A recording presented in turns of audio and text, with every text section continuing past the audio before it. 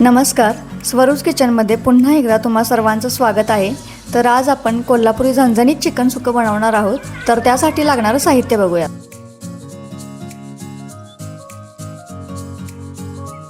सुरुवातीला आपण सुके मसाले भाजून घेऊ। त्यामध्ये 1 चमचा तीळ, 1 चमचा जिरे, 1 चमचा धने, 3 ते 4 काळी मिरी, अर्धा तुकडा दालचिनी आणि 1 चक्री फूल हे सर्व मसाले बारीक गॅसवरती भाजून घेऊ।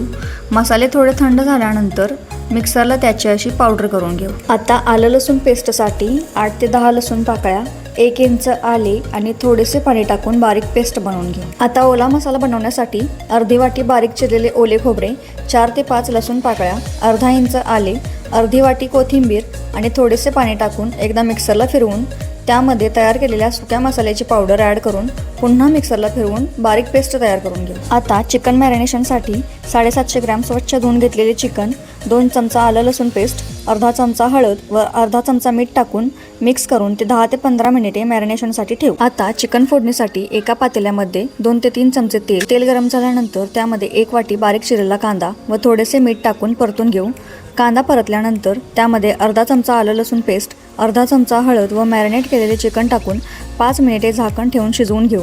चिकनला पाणी सुटल्यानंतर त्यामध्ये 1 ग्लास गरम पाणी टाकून 10 ते 15 मिनिटे चिकन चांगले शिजवून घेऊ।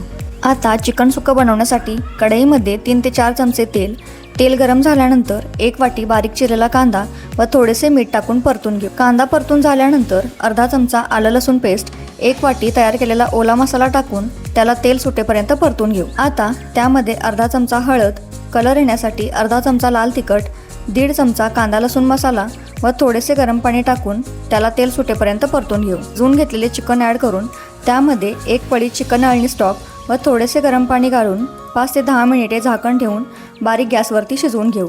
अशा पद्धतीने आपलं छानसं कोल्हापुरी झणझणीत चिकन तयार झालं आहे। तुम्ही ही रेसिपी नक्की ट्राय करून बघा।